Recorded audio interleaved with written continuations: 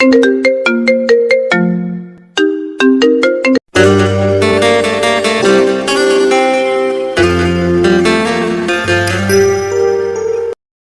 নতুন ভালোবাসার গল্প পেতে আমাদের চ্যানেলটি সাবস্ক্রাইব করে পাশে থাকা বেল আইকনে ক্লিক করুন।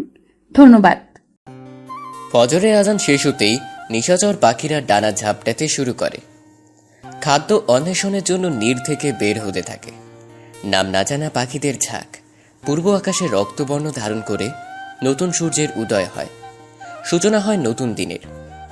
সোনালি রোদের ঝলকানি পড়ে মাঠ ঘাট শস্য শ্যামল সবুজ পাতা ভরপুর পল্লীগ্রামে। জানালার ফাঁক গলে ভোরবেলার এক ফালি মিষ্টি রোদের ঝলক তামিমের চোখ মুখে এসে উপচে পড়ছে। চোখ দুটো খানিক কুঁচকে বিছানায় উঠে বসে সে। শরীরটাকে ঝাঁকুনি দিয়ে এদিক ওদিক দুহাত প্রসারিত করে ঘুম ঘুম ভাবটাকে দূরে সরিয়ে বিছানা ছেড়ে নামলো তামিম।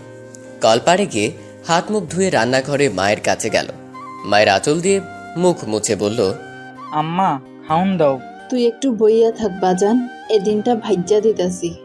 তামিম মাটিতে বসে পড়ে। ডিম ভাজা হলে ঠান্ডা ভাতের সাথে ডিম ভাজা খেয়ে তড়ি ঘড়ি করে রওনা দেয় চৌধুরী বাড়ির দিকে। দেরি হলে মাসের বেতন থেকে টাকা কেটে নেওয়া হয় তার। এই জন্য দেরি করতে চায় না সে। খুব ভোরেই রওনা দেয় রোজ। পড়াশোনা খুব কম বিধায় কোনো চাকরি জুটেনি কপালে। তবু চেষ্টার কমতি নেই তামিমের মাঝে। সামান্য পড়ালেখা নিয়ে কয়েক জায়গায় ছুটোছুটি করেও যখন কোনো লাভ হয়নি, শেষ পর্যায়ে বাধ্য হয়ে চৌধুরী বাড়ির গরু মোষ চড়ানোর দায়িত্ব নিতে হয়েছে তাকে, যেটা সম্ভব হয়েছে শিউলির জন্য। মাঝে মধ্যে শিউলির প্রতি শ্রদ্ধায় মাথা নুয়ে আসে তামিমের। রক্তের কেউ না হয়েও শিউলি যতটা আপন ততটা আপন আর কেউ হতে পারবে না কোনো দিন। এই মেয়েটা না থাকলে হয়তো আজ তাকে অনাহারে দিন কাটাতে হতো। প্রতিদিনের মতো আজও গরু মোষ নিয়ে নদীর পাড়ে ধান খেতে এসেছে সে। আকাশে পাখিরা ডানা মেলে উড়ে বেড়াচ্ছে। কিছু সাদা বক নদীর পাড়ে দাঁড়িয়ে আছে মাছের অপেক্ষায়। যখনই মাছ লাফ দিবে অমনি বক তাকে নিজের কবজায় টেনে নেবে। তামিম আকাশের দিকে তাকালো। শরতের আকাশটা ভয়ঙ্কর সুন্দর। নীল রঙের মাঝে সাদা তুলোর মেঘ দেখলেই ছুঁয়ে দিতে ইচ্ছে করে তার। এমন পরিবেশে বাঁশি বাজাতে মন আনচান করে উঠল। কোমরে লুঙ্গির সাথে আটকে রাখা বাঁশিটা হাতে নিল তামিম। চোখ বন্ধ করে সুর ধরালো তাতে। আকাশে বাতাসে বনে বাদারে নদীনালা ফসলের মাঠ সবকিছু ছাড়িয়ে সেই সুর ভেসে দিতে লাগলো দূর থেকে বহুদূর। রোজ সকালে বই খাতার সঙ্গে তুমুল যুদ্ধ হয় জবার। পড়াশোনা তার একদমই ভালো লাগে না। সে গ্রামের উচ্চ বিদ্যালয়ের 10ম শ্রেণীর ছাত্রী। পড়াশোনাতে ভীষণ ভালো, কিন্তু ইদানিং তার পড়াশোনার অবস্থা সুবিধা মতো এগোচ্ছে না। সে পারছেই না তার অশান্ত মনকে পড়াশোনার দিকে এগিয়ে নিয়ে যেতে। শত চেষ্টায় মনের মধ্যে কেবল ঘুরপাক খায় একটাই নাম, একটাই মানুষ, এইটাই অস্তিত্ব। বই খাতা হাতে নিতে সেই মানুষটার কথা ভেবে আর আপন মনে হাসে। এই তো সকালেও পড়তে বসে আনচান মন নিয়ে কলম কামড়ে যাচ্ছিল সে। হঠাৎ তার কি যে হলো, কলম টেবিলে রেখে ছুটে এলো দরজার কাছে। চারিদিকে ভালো করে তাকিয়ে মাথায় ওড়না দিয়ে দৌড় দিল। দৌড় থামিয়ে জোরে জোরে শ্বাস নিল সে। তারপর বলল, অমন কইরা বংশী বাজাইও না নাগর, মনটা আমার উতলা হইয়া যায়, ঘরে থাকবার পারি না। কত চেষ্টা করলাম, দেখো অবাক তো মনটা তাও বাড়ির বাইরে সুইডাই। চোখ খুলো তামিম। বিষয় নিয়ে সামনে তাকালো। ঠোঁট থেকে বাঁশি সরিয়ে জবাকে এক নজরে দেখল সে। লাজুক লাজুক হাসিতে মুক্ত ঝরে পড়ছে। সেই হাসিতে ডুব দিতে মন চায় তামিম, কিন্তু মনে ভয় তাদের এই চাওয়া পাওয়ার পথে কেউ না আবার বাঁধা হয়ে দাঁড়ায়। জবার হাসি মাখা মিষ্টি মুখখানি দেখলে সমস্ত চিন্তাকে দূরে ফেলতে ইচ্ছে করে তার। শ্যাববনের হলেও লজ্জাবতীর এই হাসিতে বুকের চিনচিনে ব্যথা অনুভব করে সে। চোখ নামিয়ে ডান হাত দিয়ে গাল চুলকে বলে, অবেলায় এখানে আইসো কেন? গ্রামের লোকজন দেখা ফেলবো। কি করবো গো, তুমি বংশী ধরলে যে আমার পরানটা কেমন কইরা উঠে। কত কইরা তোমারে বারণ করলাম, যখন তখন বংশী বাজাইবা, তুমি শুনলাই না আমার কথা। অহন আবার আমারে ডর দেখাও কেন? আমি তোমার ডর দেখাই না জবা, তুমি তো জানো গ্রামের মানুষের প্রেম ভালোবাসা ভালো চোখে দেখে না। এই জন্যই কই বেলা অবেলাতে তুমি আমার কাছে আইবা না। তুমি তা পারবা কেন? দৌড়াইয়া আইতেই হবো আমার কাছে? কেন এমন করো তুমি? ঠিক আছে, আর আসুম না। তুমিও আর বংশী বাজাইবা না। তোমার এই সুর আমার ঘরে থাকবার দেয় না, এইটা কি তুমি জানো না? কথাগুলো বলে এক মুহূর্ত দেরি করেনি জবা। ছুটে পালিয়েছে বাড়ির পথে। দ্রুত তাকে বাড়িতে পৌঁছতে হবে। মা জানে, সে পড়ার টেবিলে যদি সকালে নাস্তা দিতে গিয়ে জবাকে দেখতে না পায় তবেই বাঁধবে গন্ডগোল। জবা কোনোভাবেই এত জলদি ধরা দিতে চায় না। তামিম আগে বড় কাজ কাম করুক, নিজেকে ঠিকঠাক প্রতিষ্ঠিত করলে তবেই সে তার ঘরের বউ হয়ে যাবে। ততদিন তাকে অন্তত মনোযোগ দিয়ে পড়াশোনাটা চালিয়ে যেতে হবে। এই অযথে তামিম নিজেকে গোছানোর সময়ও পাবে, তারও পড়াশোনাটা এগোবে। এইসব ভেবে প্রাণপণে ছুটে যাচ্ছে সে। জবা দৃষ্টির আড়াল হওয়ার পর বাঁশির দিকে তাকায় তামিম। খানিক হাসে, কোমরে বাঁশি রেখে গরু মোষের দিকে নজর দেয়। জবার এমন অহেতুক দৌড়ঝাঁপে ভীষণ ভয় পায় সে। মেয়ে মানুষের এমনিতেই বাড়ির বাইরে বের হলে নানা দিক থেকে সমস্যা এসে জড়ো হয়। তার উপর জবা কুমারী মেয়ে, দুরন্তপূর্ণা তার মধ্যে এতটাই বেশি যে ঘরের মধ্যে বন্দি থাকতে পারে না, যখন তখন বাইরে বের হয়ে আসে। এই বয়সে ছেলেমেয়েরা একটু আবেগী হয়, এক ধরনের অনুভূতি কাজ করে মনে। অবেলায় বিষণ্ণতায় ভর করে, কিংবা একলা একা মন কারো সঙ্গ পেতে চায়, মুখিয়ে থাকে কারো স্পর্শের জন্য। এসব কিছু ভালো করেই বুঝে তামিম। জবার এই কারণে অকারণে ছুটে আসা যেটা কেবল তার জন্য, সেটা সে জানে। আর জানে বলেই তার মনে এত ভয়।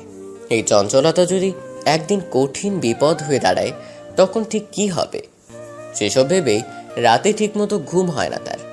মনে মনে ভাবে, আমার বংশীর সুর তোমারে টাইনা আনে নাই জবা। তুমি নিজ থাইকাই আইছো, কেন যে নিজের মন্ডারে বাইন্দা রাখবার পারো না? তুমি সব সময় অবুজের মতন কাজ কারবার করো। কোন দিন যে কোন অঘটন ঘটে কে জানে। শিউলির কথা মনে পড়ে তামিমের। খুব খারাপ লাগে। মেয়েটি খুব ভালো, কিন্তু খারাপ কিছু শিকার হতে হয়েছে তাকে। ভাগ্য যেন এমনটা জবার সঙ্গে না করে, সেই জন্য রোজ প্রার্থনা করে তামিম। তার সেই প্রার্থনা উপরওয়ালা শুনবেন কিনা সে জানে না, তবু সে প্রার্থনা চালিয়ে যায়। জবার সামনে দাঁড়িয়ে আছে চৌধুরী বাড়ির ছোট ছেলে। গ্রামের লোকজন তাকে ছোট সাহেব বলে ডাকে। চৌধুরী বাড়ির ছোট সাহেব, সেই নিয়ে তার বড়াইয়ের কমতি নেই। দেমাগ দেখলে মনে হয় কোটিপতির সন্তান। পোশাকে সবসময় বড়লোকে একটা ভাব বজায় রেখে চলেন তিনি। দাম্ভিকতারও কমতি নেই তার মাঝে। দৌড়ের সময় সামনে পেছনে কোনো দিকে লক্ষ্য না রেখে ছুটছিল জবা। সেই দৌড়টাই কাল হয়ে দাঁড়িয়েছে যেন। প্রবল বেগে ধাক্কা লাগে ছোট সাহেবের সাথে। অমনি বেচারা মাটিতে চিত পটাং। জিভে কামড় দিয়ে কাঁপতে কাঁপতে ছোট সাহেবের সামনে দাঁড়িয়ে থাকে জবা। ভয়ে তার চোখ মুখ শক্ত হয়ে গেছে। কি না করে এখন কে জানে। মাথা নিচু করে দাঁড়িয়ে থাকা দেখে উঠে দাঁড়ান ছোট সাহেব। তার ডাকনাম কাশেম। নিচু দৃষ্টিতে জবা আস্তে করে বলল, ভুল হইয়া গেছে ছোট সাহেব, মাফ কইরা দেন, আর কোনোদিন এমন হইব না। তখনও জবার গলা কাঁপছিল। এই লোকের দৃষ্টি ভালো না, মেয়ে দেখলেই লোলুপ দৃষ্টিতে তাকিয়ে থাকেন। ঘরে তার তিনটে বউ, বয়স 40-এর কাছাকাছি, তবুও মেয়ে দেখলে জিহ্বা লক লক করতে থাকে তার। কুকুরের মতো জিহ্বা দিয়ে ঠোঁটের আশপাশ চাটেন তিনি। এখনও ঠিক তাই করছেন। জবা সেটা টের পাচ্ছে। হাবভাব যে মোটেও ঠিক নয় সেটা বুঝতে দেরি হলো না তার। পালানোর উপায় খুঁজতে ব্যস্ত সে। আহা সুন্দরী, ডাগর ডাগর চোখ দুখানা অমন নিচু কইরা রাখছো কেন? আমার একটু দেহ। আহা, আমি একটু পরিবারই থাকবার পছন্দ করি, তা 10 গ্রামের মানুষে জানে। অহন যে আমার এই দামি পোশাকটা নষ্ট কইরা দিলা, তার দাম দিব কেডা? ভয় চুপসে যায় জবা। কাশেম চৌধুরীর শেষ কথাটায় একটু ধমকের আঁচ ছিল, যা জবাকে ভড়কে দিয়েছে। জবা এদিক সেদিক দেখে পথের দিকে তাকে আবারও দৌড়ে পালায়। দৌড়াতে দৌড়াতে কেবল তাসবিহ পাঠ করে। জবা চলে গেলে ছোট সাহেব নিজের ঠোঁটে মুখে হাত বুলিয়ে তার সঙ্গী জব্বারকে বললেন, অহন আমি তরতাজা যুবক, কি কও জব্বার? বিরক্তির ছাপ নিয়ে সলজ্জ হাসি দিলেন জব্বার। তার ভাবভঙ্গি এমন যে তিনি যুবক সাজার লক্ষণ বুঝতে পেরেছেন। আসন্ন বিপদের গন্ধ পেয়ে তিনি নাক মুখ কুঁচকে নিলেন। ভয়ে বুকটা খানিকটা কেঁপে উঠল তার। মনে মনে বিধাতার দরবারে কিছু চাইলেন তিনি। ঠিক কি চাইলেন তা একমাত্র জব্বার আর তার উপরওয়ালা জানেন। তৃতীয় কোনো ব্যক্তির কানে তার সেই কথা পৌঁছল না। বিকেলের রোদে আধো ভেজা চুলে উঠোনে চেয়ার পেতে বসে আছে জবা। হাতে একটা উপন্যাস, রোমান্টিক উপন্যাস। বেশ কদিন ধরে সে পাঠ্য বই ছেড়ে এসবের প্রতি ঝুঁকে পড়েছে। অনেকগুলো বই এই পর্যন্ত পড়া হয়েছে তার। সেসব বই অনেক পুরনো। বিয়ের পরেও তার ফুপু পড়াশোনা করেছেন। এখন তিনি স্থানীয় শহরের প্রাইমারি স্কুলের একজন শিক্ষিকা। তিনি যত বই পড়ছেন, এখনও পড়েন, তার সবগুলো বই জবাকে দেন পড়ার জন্য। পাঠ্য বইয়ের পাশাপাশি অন্যান্য বই পড়াটাও প্রয়োজন মনে করেন তিনি। শিক্ষা যে শুধু পাঠ্য বই লুকিয়ে আছে তা নয়, শিক্ষা লুকিয়ে আছে মানুষের অন্তরে, বিবেকে, মানুষের মস্তিষ্কে।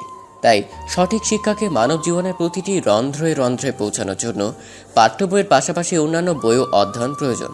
তিনি চান পাঠ্য বই পড়ার পাশাপাশি জবা বাংলা সাহিত্যের অন্য সব বইগুলো পড়ুক, জানুক এই বিশ্বকে, জানুক শিক্ষার অন্যতম এক অংশকে। জবার হাতে এখন যে বই, যেটা তাকে তামিম উপহার দিয়েছে। জবা যে প্রচণ্ড বই পড়তে ভালোবাসে সেটা তামিম জানে, আর সেজন্যই তাকে এই বইটা দেওয়া। খুব যে দামি কিছু জবাকে উপহার দেয় তা নয়, ছোটখাটো উপহারে জবা বেশ মনোপুত হয়। তামিমের প্রতি ভালোবাসা আরও বাড়ে। এই ভালোবাসার গভীরতা যে অনেক, সেটা জবা বুঝে। উপন্যাসটা পড়তে গিয়ে হঠাৎ জবা থমকে দাঁড়ায়, অশ্রু জমে যায় চোখে। এ কি ভয়াবহ পরিণতির গল্প লিখলেন লেখক! কেন দুটো মনের ভালোবাসাকে এক সুতোয় আবদ্ধ না করে এইভাবে বিচ্ছিন্ন করে দিলেন? এই কি তাহলে ভালোবাসার শেষ পরিণতি? এমন যদি সব ভালোবাসার অবস্থা হয়, তাহলে তার কি হবে? খুব অভিমান জন্মায় লেখকের প্রতি, অভিমান জন্মায় উপন্যাসের প্রতি। উপন্যাসের চরিত্র তাহমিনা ও তাহমিনার ভালোবাসার মানুষ গল্পের লেখকের প্রতি। লেখক উপন্যাসের ভেতরের লেখককে কেন আর একটু উদার মনের গড়ে তুলেননি, সেই ভেবে আক্ষেপ হয় তার। কিঙ্কর আহসান যে নামি দামি একজন লেখক তা সে জানে। স্কুলে বন্ধু বান্ধবরা এই লেখককে নিয়ে অনেক আলোচনা করে, কিন্তু এই লেখকের লেখাটা যে তাকে এইভাবে হতাশায় ডুবিয়ে দেবে তা সে কখনো কল্পনাও করেনি। দুকড়ে কেঁদে উঠে যাবা। মেঘডুবি উপন্যাস যে তাকে এইভাবে কাঁদিয়ে ছাড়বে, সেটা আদেও কি ভেবেছিল? সম্বিত ফিরে পেয়ে চোখের পানি মুছে সে চারিদিকে তাকিয়ে দেখল কেউ তার কান্নার সাক্ষী হলো কিনা। কেউ নেই দেখে আবারও পরের পৃষ্ঠা উল্টালো সে। পড়া শুরু করলো। শেষ অধ্যায়টা এখনও অজানা। কি হয়েছে তাহমিনা সেটা সে জানতেই হবে। না জানলে মনের ভেতরের খচখচনিটা বাড়তেই থাকবে কেবল। কারো ছায়া দেখে চোখ তুলে তাকালো জবা। মুহূর্তেই ভয় ঢুকে গেল মনে। তড়িঘড়ি করে ঘরে ঢুকে সে সিঁড়িতে পা রাখতেই পেছন থেকে জব্বার সাহেব বললেন, তোমার মায়েরে ডাক দাও জবা, জরুরি কথা কই বেড়াইছি। জবা কোনো উত্তর না দিয়ে ঘরে চলে যায়। কিছু সময় উঠোনে দাঁড়িয়ে থাকেন জব্বার। জব্বার মা ঘুমটা মাথায় টেনে বাইরে আসেন।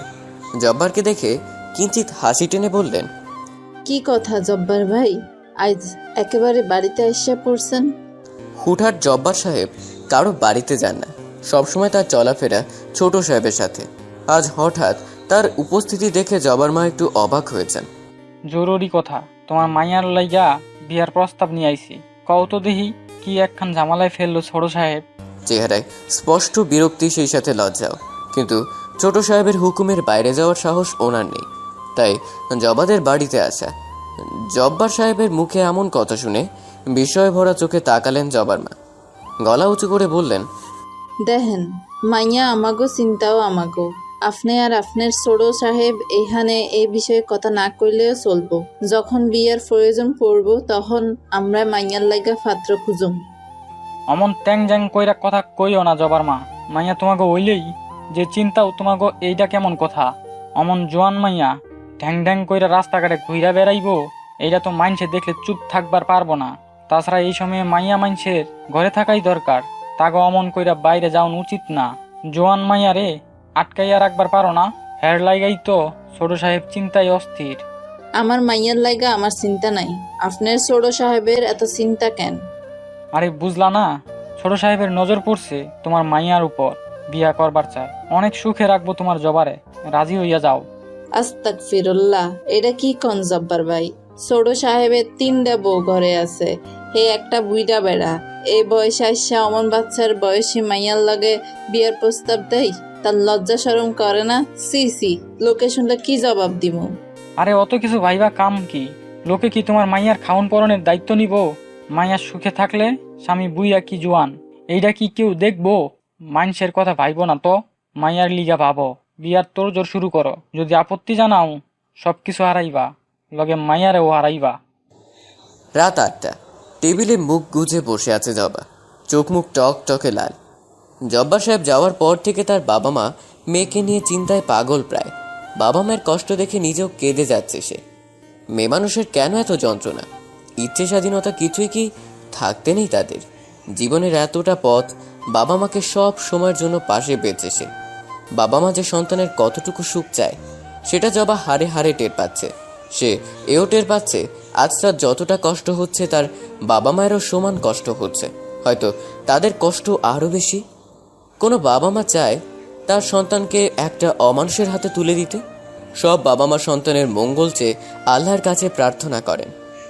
জবার বাবা মা তার ব্যতিক্রম ছিলেন না। সে বিকেল থেকে ঘরটা নিস্তব্ধ হয়ে আছে। সিদ্ধান্ত নেওয়ার ভয় সবাই চুপ।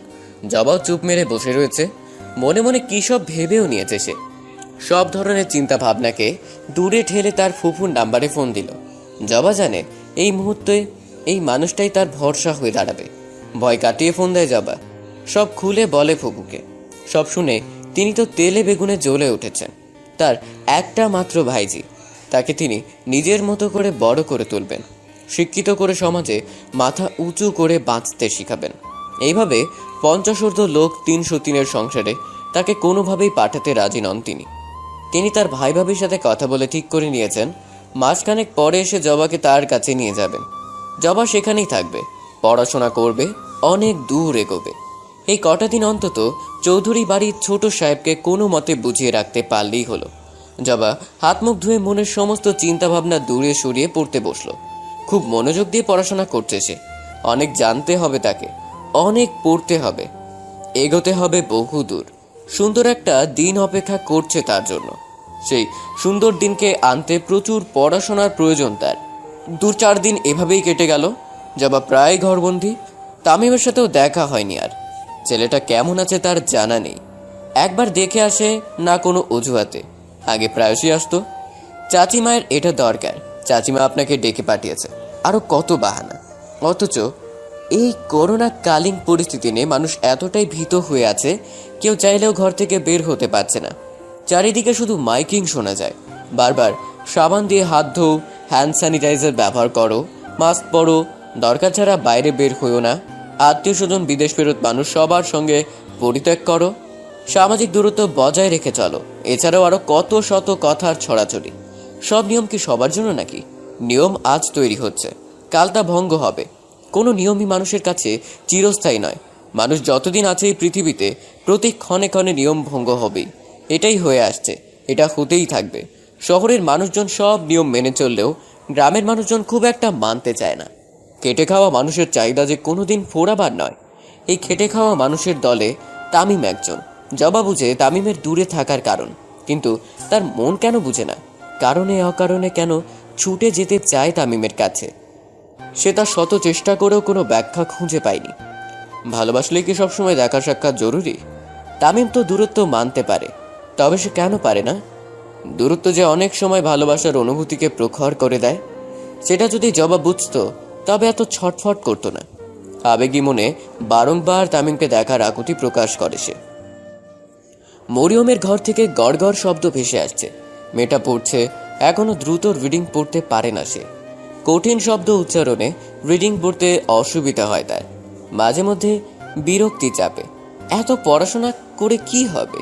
সেই তো দিন শেষে বাসন কোসন পরিষ্কার করতে হবে। তাহলে মানুষ শিক্ষিত হয়ে কি কয়? সমাজ পরিবর্তন করে সমাজ কি পরিবর্তন হচ্ছে? উন্নতি হচ্ছে এক বিন্দু, নাকি অধঃপতনের দিকে এগিয়ে যাচ্ছে দিন দিন? কত কিছু ভেবে বইটা বন্ধ করলো মরিয়ম। আর পড়ার দরকার নেই।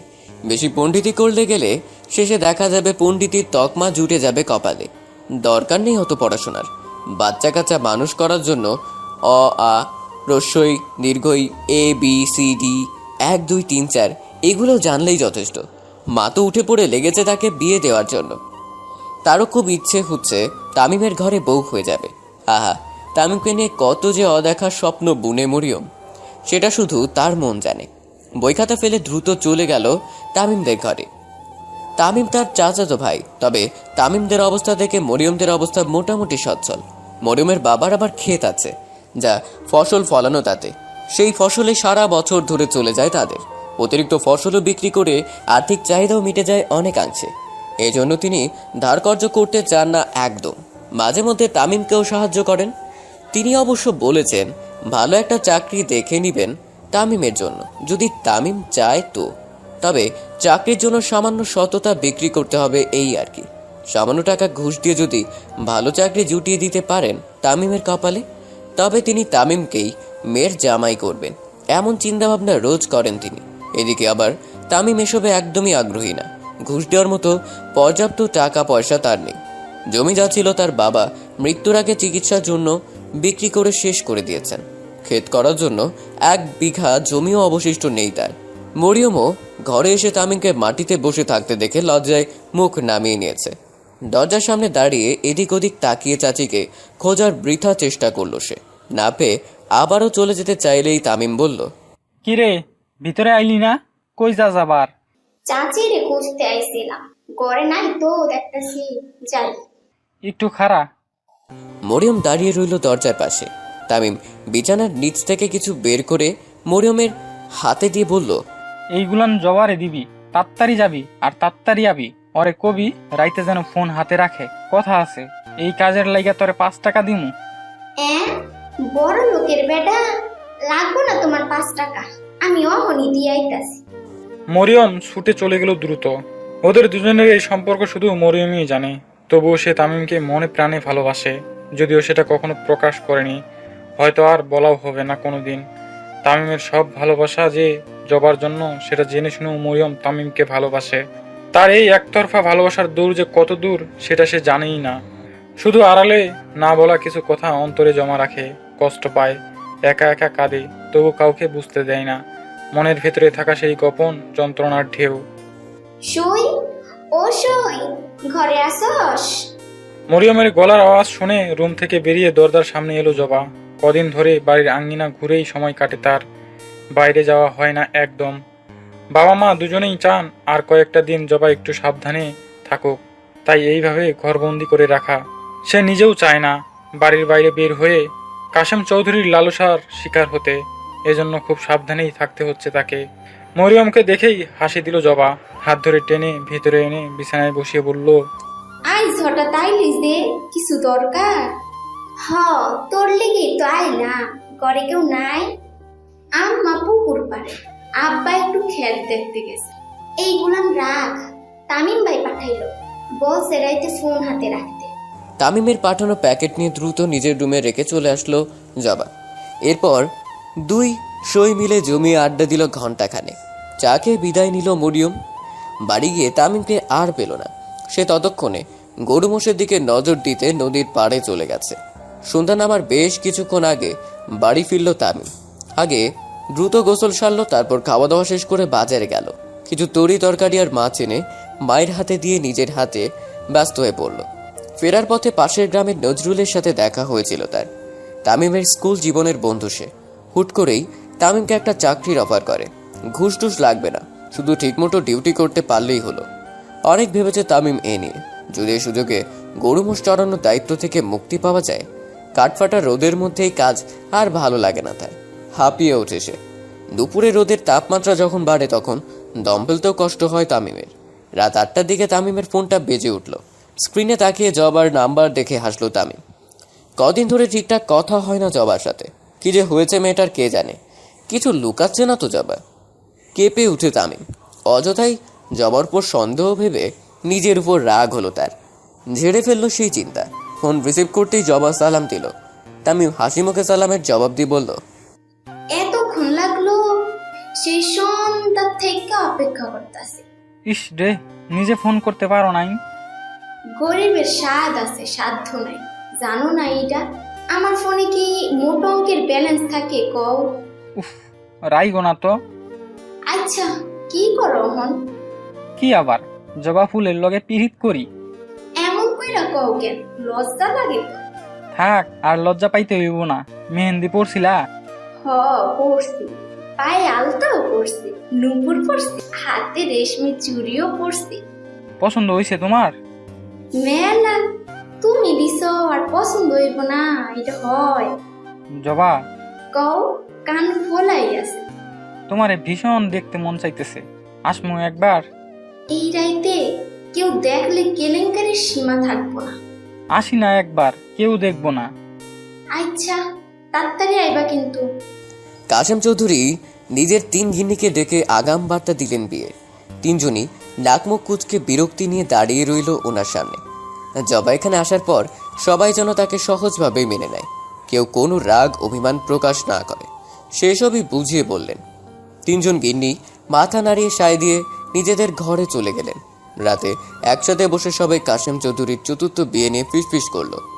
বড় বউ তো বলেই ফেললেন, বুড়ো বয়সে জোয়ান সাজতে আইছে, ঘরে বিয়ার যোগ্য মাইয়া রাইখা এখন নিজে বিয়ে করব। মান সম্মান আর থাকবো কত দেখি তোমরা।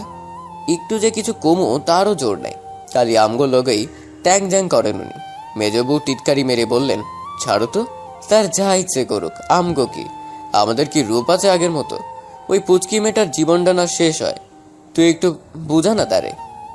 এমন যেন না করে, গ্রামের মাইনসে মুখ দেখামো কেমনে? ছোট বউ পান চিবোতে চিবোতে পানের পিকটা দূরে ফেলে দাঁত কেলিয়ে হাসলেন। তারপর বললেন, হে হইল চৌধুরী বাড়ির ছোট সাহেব, তার কথার বাইরে কথা আছে আর? কিছু কইতে গেলে মায়ের খাইবা। বুড়া বয়সে ভীমরতিতে ধরছে, বিয়া করব? ছ্যাঃ। 3 গিন্নির আলাপ আলোচনাতেই বোঝা যায় এই বিয়েতে তাদের মত নেই, কিন্তু কিছু করারও নেই। ছেড়ে যাবেন এই সিদ্ধান্ত নিতে পারছে না কেউ। ভরণ পোষণ সবই ঠিকঠাক, শুধু এই চরিত্রের দোষটা দেখি। তাদের তো দিন ঠিকই চলে যাচ্ছে, এখন শুধু বাচ্চাদের কথা ভেবে চোখ বন্ধ করে এসব খেলা দেখে যেতে হবে। কেউ বাধা দিলে তাকে যে কি পরিমাণ শাস্তি ভোগ করা লাগবে সেটা এরা ঢের বুঝতে পারছেন সবাই। দ্বিতীয় বিয়ে করার সময় তিনি প্রথম বউয়ের উপর অমানবিক নির্যাতন চালিয়ে মুখ বন্ধ রাখতে বাধ্য করেছেন। মার খাওয়ার ভয়ে 3 গিন্নি চুপ থাকতে বাধ্য হলেন।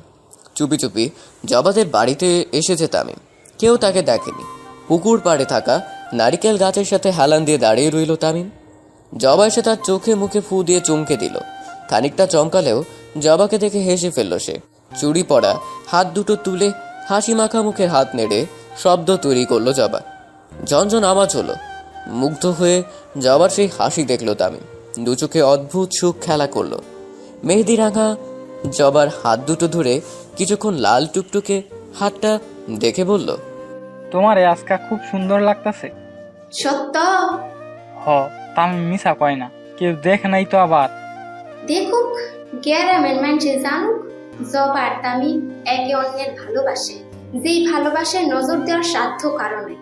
আহ, তাইলে এত ডরাও কেন? ডরাই তো তোমার লেখা, আব্বারে যে কেমনে বুঝামু আমি। অহন কিছু কইও না, প্রাইমারি স্কুলের দপ্তরি চাকরিটা ঠিকঠাক হইয়া যাক, তাইলে একদিন আম্মারে নিয়ে আসমু। ততদিন পারবা না অপেক্ষা করতে? পারুম তামিম, আমি শেষ নিঃশ্বাস পর্যন্ত তোমার লইগা অপেক্ষা করতে পারুম।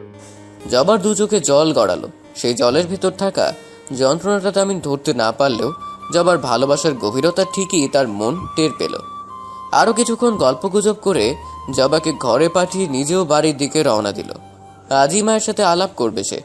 জবাকে যে খুব শীঘ্রই তার বাড়ির বউ বানিয়ে নিয়ে যেতে হবে। কত স্বপ্ন দুজনার, সেই স্বপ্নগুলো ধীরে ধীরে বাস্তবে রূপ দিতে হবে। তো তবেই না জীবনের সার্থকতা নেমে আসবে পূর্ণতারাও। বেশ কিছুদিন পর এক স্নিগ্ধ সকালে কাশেম চৌধুরী এসে উপস্থিত হন জবাদের বাড়ি। তার সঙ্গে জব্বার সাহেবও আছেন। সাথে আনা মিষ্টান্ন সহ ভেতরে ঢুকে প্রশস্ত কণ্ঠে সালাম ঠুকলেন হবু শ্বশুর শাশুড়িকে উদ্দেশ্য করে। এরপর শুরু হলো আলাপ আলোচনা। কিছুক্ষণ আলাপচারিতা শেষে 2 দিন পর বিয়ে, এই সিদ্ধান্তে আলোচনা শেষ হয়। জবা সব আড়াল থেকে শুনছে। তার বাবা মা যথাসম্ভব বিয়ে আটকানোর চেষ্টা করেছেন, কিন্তু কাশেম চৌধুরী তার সিদ্ধান্তে অটুট। তিনি জবাকে বিয়ে করবেন এবং 2 দিনের মধ্যে। সেটা তাদের ইচ্ছাই হোক বা জোর করে। তাদের কেউ বাধা হয়ে দাঁড়ালে নিজ দায়িত্বে তাকে সরিয়ে দিবেন তিনি। এই ভয়টা দেখিয়ে কার্যসিদ্ধির পথ বেছে নিলেন চৌধুরী বাড়ির ছোট সাহেব। সব শুনে জবার বাবা মা স্তব্ধ হয়ে রইলেন কিছুক্ষণ। কাশেমও হাসি হাসি মুখে জব্বারকে ইশারা ইঙ্গিতে কিসব ফোন দিয়ে আসছেন। সব কথা শেষ হওয়ার পর কাশেম চৌধুরী জবার বাবা মাকে পুনরায় সালাম দিয়ে বাড়ি থেকে বের হতে যাবেন। ঠিক তখনই পেছন থেকে জবা তাদের দাঁড় করায়। জবার কণ্ঠস্বর শুনে কাশেম খুশি হলেও তার অগ্নিমূর্তির মতো মুখ দেখে ভ্রু কুঁচকে নিয়েছেন তিনি। কিঞ্চিত ভয় পাওয়ার আভাস দেখা গেল তার চোখে মুখে। ঝড় বৃষ্টি শুরুর আগে যেভাবে বিদ্যুতের ঝলকানি দিয়ে বজ্রপাত হয়, ঠিক সেই বজ্রপাতের চোখ ধাঁধানো আলোর মতো জ্বলে উঠল জবা। চেঁচিয়ে কাশেম চৌধুরীকে বলল, আয়না নিজের চেহারা দেখছেন কোনোদিন? 3 বউয়ের সংসারে 6টা পোলা মাইয়া রাইখা নিজের মাইয়ারে সহপাঠীর বিয়ার প্রস্তাব দিতে লজ্জা করেন আপনার? শুনেন, আর যদি কোনোদিন এই বাড়ির আশেপাশে দেখি এই যে পায়ের জুতা দেখছেন, এই জুতা দিয়া মালা বানাইয়া আপনার গলায় বাইন্দা দিই, যাতে 10 গ্রামের লোকজন চৌধুরী বাড়ির ছোট সাহেবের পরনে জুতার মালা দেখে ঘেন্নায় থুত ফেলায়। নারী কণ্ঠের শক্তি দেখে ভয় পেলেও রাগে কাশেমের সমস্ত শরীর কাঁপুনি দিচ্ছে। মুষ্টিবদ্ধ হাত দিয়ে লুঙ্গি শক্ত করে ধরে নিচু মস্তকে দাঁড়িয়ে রইলেন তিনি। জবা এমনভাবে তাকে ধমকিয়েছে যে ধমকের সঙ্গে সঙ্গে আপনা থেকেই তার পায়ের জুতো হাতে চলে এসেছে। এখন আবার জুতো পায়ে দিয়ে ঘরে চলে গেছে সে। জবার হনহন করে চলে যাওয়া দেখে রক্তচক্ষু দিয়ে তাকিয়ে থাকলেন কিছু সময়। দৃঢ় একটা প্রতিজ্ঞা আটলেন মনে মনে। বিড়বিড় করে উচ্চারণ করলেন, তোমার যৌবন আর রূপের বড়াই দেইখানি মাইয়া। এই অপমানের জবাব যদি দিবার না পারি, আমিও তাইলে চৌধুরী বাড়ির ছোট সাহেব না। চৌধুরী বাড়ি থেকে শুনে এসেছে ছোট সাহেব জবাকে বিয়ে করতে চান। সেই থেকে বড্ড অস্থির হয়ে আছে তামিম। 2 দিনের মধ্যেই বিয়েটা হয়তো হয়ে যাবে। তাদের কথাবার্তা শুনে মনে হলো জবা ওই বিয়েতে রাজি, নয়তো কেউ বিয়ে পাকা এই কথা বলতো না। চৌধুরী বাড়িতে সব রকম আয়োজনও শুরু হয়ে গেছে। তাদের এই পরিস্থিতি দেখে তামিমের মনে বিষাদের ছায়া নেমে এসেছে। এতদিনের সম্পর্ক জবার সাথে, অথচ মেয়েটা একবারও তাকে জানালো না পর্যন্ত। একটা ফোন অথবা একটা মেসেজ তো করতেই পারতো, নাকি জবাও আর চায় না তার সাথে সম্পর্ক রাখতে? অর্থের প্রাচুর্যতা নেই বলে ভালোবাসা তার কাছে হেরে যাবে? এইভাবে স্বার্থপরের মতো পারল টাকা পয়সার লোভে একটা বুড়ো লোককে বিয়ে করার সিদ্ধান্ত নিতে? এসব ছাড়াও আরও হাবিজাবি ভাবনানা খেলে যাচ্ছে তামিমের মাথায়। আজ সে গরু মোষ নিয়ে বের হয়নি। মনটা কেমন ছটফট করছে জবার জন্য। কাজে মন বসাতে পারছিল না কোনোভাবে। অগত্যা তাকে 2 দিনের জন্য ছুটি নিতে হলো। ছুটিটা প্রয়োজনে আর একটু লম্বাও করবে, তবুও জবার মুখোমুখি হবে না ভেবে নিয়েছে তামিম। জবার বিয়ে না হওয়ার আগ পর্যন্ত বাড়ির বাইরে বের হবে না। চৌধুরী বাড়িতেও যাবে না, জবার সাথেও দেখা করবে না। সুখী থাকুক মেয়েটা, ভালো থাকুক। সারাদিন অপেক্ষা করলো জবা। এত অপেক্ষার পরেও তামিমের কোনো ফোন এলো না। অভিমানে সে নিজেও ফোন করেনি, কোনো মেসেজও পাঠায়নি। ভেবেছে তামিম কাজে ব্যস্ত, তাই ফোন করতে পারছে না। কাজ শেষে হয়তো করবে এই ভেবে আসর পর্যন্ত অনেক অপেক্ষা করলো, কিন্তু কোনো ফল পেল না। শেষমেশ নিজেই বেরিয়ে গেল তামিমের খোঁজে। সন্ধ্যা নামার আগে এই সময় তামিম চৌধুরী বাড়ির গরু মোষ নিয়ে বাড়ি নিজেই ফিরে রোজ। ভাগ্য ভালো হলে প্রতিমধ্যে দেখাও যেতে পারে দুজনার। যাওয়ার আগে অল্প সাজগোজ করলো, মাথায় ওড়না পেঁচিয়ে হাঁটতে শুরু করলো সে। কিছু দূর এগোনোর পর থমকে দাঁড়ালো জবা। কারো পায়ের আওয়াজ পাচ্ছে সে। শুকনো পাতাতে পা পড়ায় মর্মর শব্দ হওয়াতে সচেতন হয়ে উঠল সে। পিছন ফিরে তাকিয়ে কাউকে দেখতে পেল না। ভেবেছিল কেউ তার পেছন পেছন হাঁটছে। সে কোথায় যাচ্ছে সেটার গতিবিধি নজর রাখছে, কিন্তু পেছনে তাকিয়ে হতাশ হলো সে। মানুষের বদলে একটা কুকুরকে দেখে বুকে ফু দিল, যেন হাঁপ ছেড়ে বেঁচে গেল সে। তড়িঘড়ি করে দ্রুত পা চালালো জবা। 2জন মুখোশ পরা পুরুষ তার মুখে কাপড় ও হাত পা নাইলনের দড়ি দিয়ে শক্ত করে বাঁধল। চোখে কালো কাপড়ের আবরণ দিয়ে শুনে তাকে নিয়ে দৌড়াতে লাগলো। এত দ্রুত এসব ঘটে গেল যে চিৎকার দিয়ে লোকজন জড়ো করার সময়ও তার হলো না। কিছুক্ষণ পর টের পেল তাকে মাটিতে শোয়ানো হয়েছে। হাত চোখ মুখের বাঁধন না খুলে শুধু পায়ের বাঁধন খুলে দেওয়া হয়। মুখ দিয়ে গোগানির শব্দ ছাড়া আর কিছুই আসছে না। মাটিতে ছটফট করতে লাগলো সে। টের পেল কেউ তার উপর ঝাঁপিয়ে পড়েছে। কে তার সাথে এমন অমানবিক নির্যাতন চালাচ্ছে বুঝতে পারল না।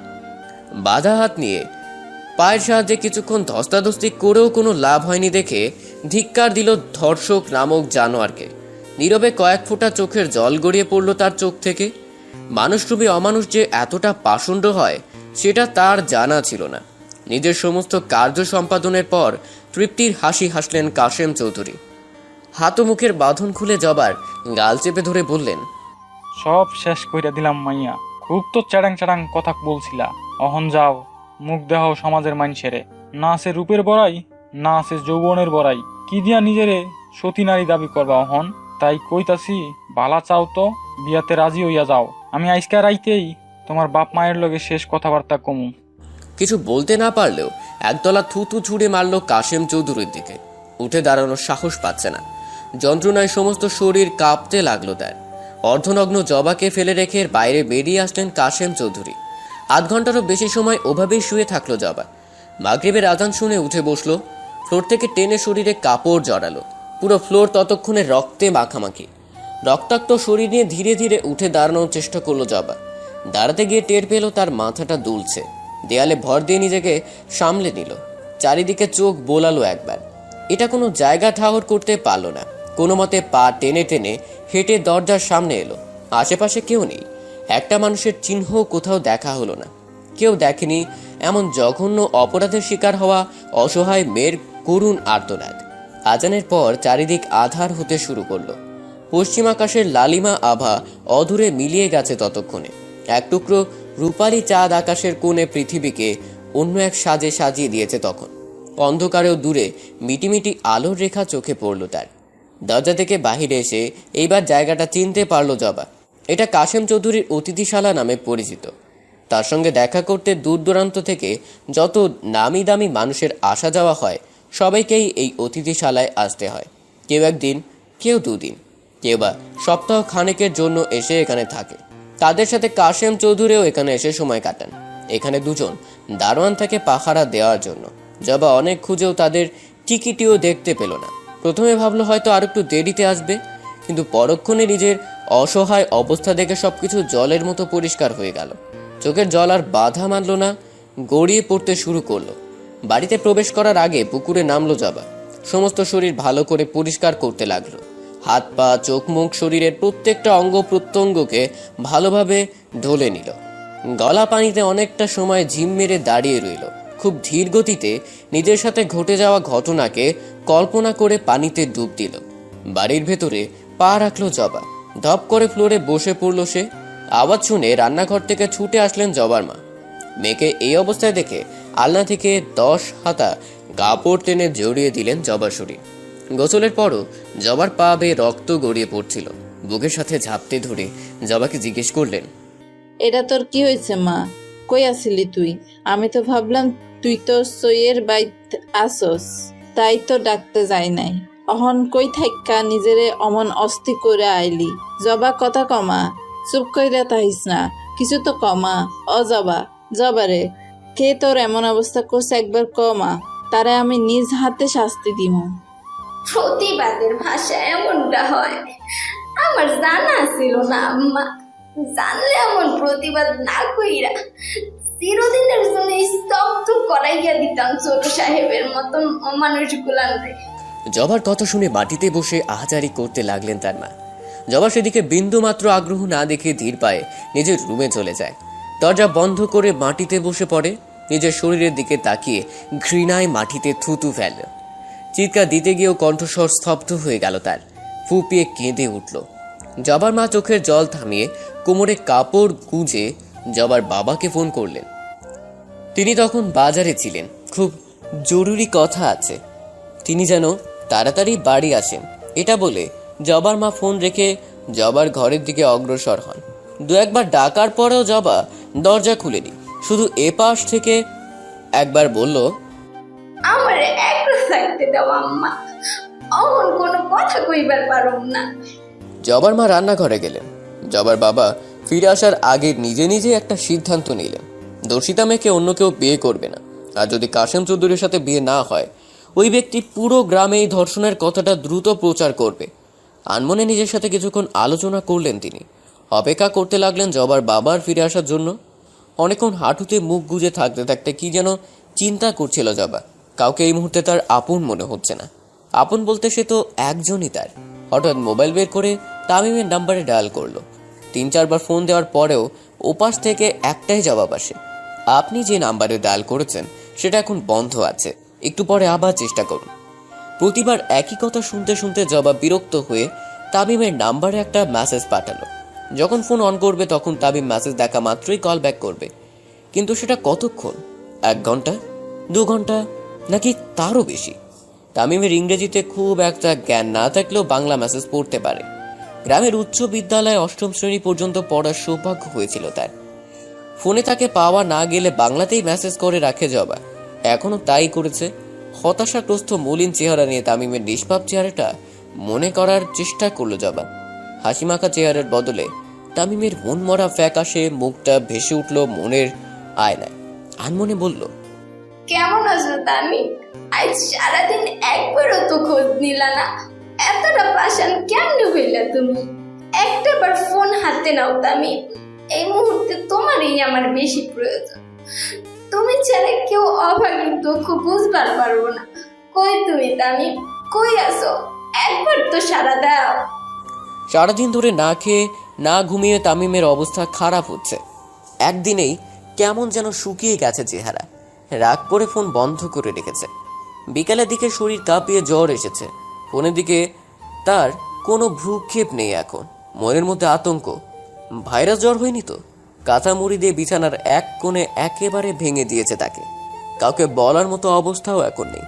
কেউ শুনলেও বিশ্বাস করবে না। জবার বাবার টাকা পয়সার কমতি না থাকলেও তামিম সামান্য টাকার কর্মচারী। তার হাতে মেয়ে তুলে দেওয়ার কথা কোনোদিন চিন্তাও করবেন না জবার বাবা। কিন্তু তারপরও জবাকে সে ভালোবাসে। একবার তো উচিত শেষ বোঝাপড়া করা। বিছানা থেকে উঠতে চাইলেও তামিম, কিন্তু শরীরের দুর্বলতা ক্রমশ তাকে নেতিয়ে দিচ্ছে। বার কয়েক ওঠার চেষ্টা করেও হার মানল।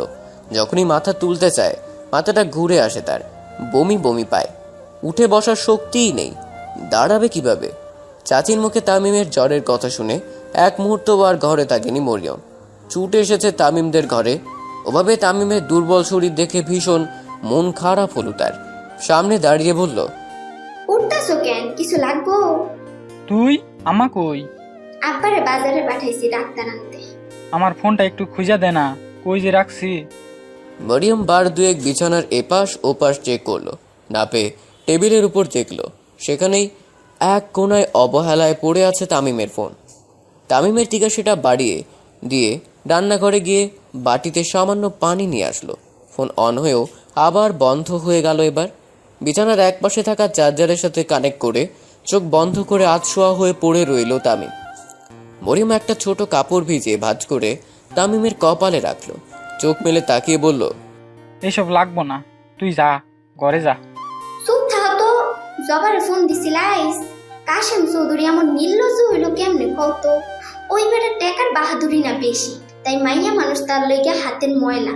জবা কেন যে রাজি হইল এইটাই তো বুঝলাম না। সবার খায়া দেয়া কাম নাই তো? ওই বেটা বুইরারে বিয়া করতে রাজি হইব? ফোন দেও তাড়াতাড়ি, দেহ কি কয়। আর একটু ফর দিন, ফোনে চার্জ নেই। মরিয়মের এমন সেবা পেয়ে শরীরের দুর্বলতা খানিকটা কম অনুভব করলো তামিম। কপালে ঠান্ডা কাপড়ের স্পর্শ যেন অমৃতের মতো কাজ করলো। আরামে দু চোখ বুঝেছিল তামিম। ভাবেনি ঘুমটা লেগে যাবে তার। ফোনের দিকে আর চোখ দেখার শক্তি পায়নি সে। ডাক্তার আসার পর তাকে চেক করে সাবধানে থাকতে বললেন। কয়েকটা দিন বাড়ির বাইরে যেতেও নিষেধ করলেন। মাস্ক পরা, বারবার তরল খাবার খাওয়া, কুসুম গরম পানি পান করা সহ আরও বিভিন্ন দিক নির্দেশনা দিয়ে যেতে ভুললেন না। ডাক্তার যাওয়ার পর মরিয়ম তাকে নরম খাবার খাইয়েছে। খিদে পেটে থাকায় পাতলা খিচুড়িও তার কাছে তিতে মনে হয়েছে, তবুও জোরপূর্বক খেতে হয়েছে তাকে। ওষুধ খেয়ে আর এক দফা ঘুম দিল তামিম। যেই ঘুম ভাঙল রাত 2টায় মরিয়মের কান্নামাখা চিৎকার শুনে। তামিমকে ওষুধ খাইয়ে নিজের ঘরে ফিরে গিয়েছিল মরিয়ম। রাতের খাওয়া দাওয়া শেষে বিছানায় শরীর এলিয়ে দিয়ে তামিমকে দিয়েই স্বপ্নের রাজ্যে পাড়ি জমিয়েছিল সে। ঘুম ভেঙেছে মায়ের ডাক শুনে। মায়ের কণ্ঠস্বরে ভয় আর উৎকণ্ঠা দেখে কি হয়েছে জানতে চাইল মরিয়ম। তার উত্তরে মা যা বললেন সেটা শুনে নিজের জায়গাতে বসেই চিৎকার দিয়েছে মরিয়ম। সেই চিৎকারেই ঘুম ভাঙে তামিমের। মরিয়ম দ্রুত ঘর থেকে বেরিয়ে তামিমদের ঘরে এলো। বারবার চাচিকে ডাকলো। সাড়া না পেয়ে অসুস্থ তামিমকে ডাকতে বাধ্য হলো সে। তামিম ভাই, ও তামিম ভাই, একটু বাইরে আসো, সর্বনাশ হইয়া গেছে। এদিকে অনেকক্ষণ ধরে রুমে বসে থাকতে থাকতে নিজের সঙ্গে নিজেই বোঝাপড়া করছিল জবা। এবার রুম থেকে ছেড়ে বাইরে আসলো। জবার বাবা রুমের ভেতর পায়চারি করছিলেন। জবাকে দেখে কাছে গিয়ে ডাকলেন। সে কাছে না গিয়ে দূরে দাঁড়িয়ে রইল। মায়ের দিকে তাকিয়ে বলল, সাইডটা ভাত দিবা, খিদা লাগছে। জবার মা মলিন হাসলেন। রান্নাঘরে গিয়ে প্লেটে ভাত নিয়ে জবাকে ডাকলেন। রান্নাঘরে খাওয়ার ব্যবস্থা আলাদা, ওখানে চেয়ার টেবিল রাখা থাকে। জবা চেয়ারে বসলো, ভাতে হাত দিয়ে নেড়ে চেড়ে বলল, তুমি খাওয়াইয়া দিবা? জবার মা কিছু বললেন না। বুঝতে পারলেন মেয়ে শারীরিক আঘাতের চেয়ে মানসিক আঘাতটাই বেশি পেয়েছে। লোক জানাজানির ভয়ে তিনি চুপ করে থাকতে বাধ্য হচ্ছেন। নয়তো অন্য পাশের একটা চেয়ার টেনে জবার পাশে বসে মাথায় হাত বুলিয়ে বললেন, দিতাসি। জবা ভাত খাচ্ছে। মায়ের হাতে ভাতের নলা মুখে দিয়ে তৃপ্তি পেল যেন। চোখের কোণে জল টলমল করছে। মায়ের মমতা কতটা গাঢ় সেটা টের পেতে দেরি হলো না তার। চোখ ভর্তি জল নিয়ে মাকে বলল, আমারে মাফ কইরা দিও আম্মা, অনেক কষ্ট দিচ্ছি আমি তোমাগো সবাই রে। আমার জন্য হন আবার মান সম্মান হারান যাইব আব্বার। জবার এমন কথায় বিস্মিত নয়নে চেয়ে রইলেন তার মা। কিছু বলতে গিয়েও মুখ ফুটে আওয়াজ বের করতে পারলেন না তিনি। পাতের ভাত শেষ করে হাত ধুয়ে নিজেকে জবার চক্ষুর আড়াল করলেন। জবার বুঝতে দেরি হলো না যে তার মায়েরও কান্না চলে এসেছে এমন কথা শুনে। মলিন হাসি দিল সে। তিনি রান্নাঘর ছেড়ে চলে গেলে জবা চারিদিকে চোখ বোলালো। কোনো ঝামেলা ছাড়াই হাতের কাছে দরকারি জিনিসটা পেয়ে গেল। ক্লাসের অবশিষ্ট পানিটুকু খেয়ে নিজের রুমে গিয়ে আবার দরজা বন্ধ করে দিল। তাহমিনার কথা মনে পড়ছে জবার। মেয়েটা ভালোবেসে সব হারালো। ভালোবাসার মানুষ, ভাইয়ের ভালোবাসা, স্নেহ, এমনকি শেষে নিজের জীবনটাও বিসর্জন দিল সে। তাহমিনার প্রতি মায়া হলো তার। তার জায়গায় থাকলে মেয়েটা ঠিক কি করতো ভাবতে লাগলো জবা। তাহমিনা তো শুধু ভালোবাসা হারিয়ে নিজের সতীর্থ রক্ষার্থে আগুনে পুড়ে মরার সিদ্ধান্ত নিয়েছে। আর জবা, সে তো নিজের সবকিছু হারিয়ে বসে আছে। সম্মান বাঁচাতে মা হয়তো চাইবেন কাশেম চৌধুরীর সাথেই বিয়ে দিতে। তিনি তো অলরেডি জবার বাবার সাথে আলোচনা করেই ফেলেছেন এই বিষয়ে। সিদ্ধান্ত শুধু কাশেম চৌধুরী অবধি পৌঁছানো বাকি। সব শুনলে তামিমের নিশ্চয়ই তাই চাইবে। আর তার নিজের চাওয়া, তার কি কোনো মূল্য নেই? অনেক ভাবলো জবা, কোনো সহজ উত্তর পেল না। যে উত্তরটা তাকে শেষবারের মতো আর একবার ভাবার সুযোগ দিবে। তামিমের কথা খুব মনে পড়ছে তার। তার বাঁশির সুরের মাতাল হাওয়া যেন চোখ বন্ধ করেই টের পায় জবা। ফোনের দিকে চোখ দিল সে, দীর্ঘশ্বাস ফেলল। তামিমের ফোন আসেনি, আর কি কোনোদিনও আসবে না। নিজের দিকে আবারও তাকালো, ঘৃণায় মুখ ফিরিয়ে নিল তৎক্ষণাৎ। সিদ্ধান্ত নেওয়া শেষ। আর কত ভাববে? জীবন নিয়ে মানুষ ঠিক কতবার ভাবে। সবকিছু হারিয়ে এখন আর কি বা ভাবার আছে? সব কি এখানেই থামিয়ে দেওয়া ভালো নয়? নিশ্চয়ই ভালো, তাতেই মঙ্গল তার পরিবারের, এমনকি তামিমেরও। শেষ একবার ফোনের দিকে তাকালো জবা। চাপা কান্না আসলো গলা দিয়ে। ফুপিয়ে ফুপিয়ে তামিমের নাম্বারে আবারও একটা মেসেজ পাঠালো।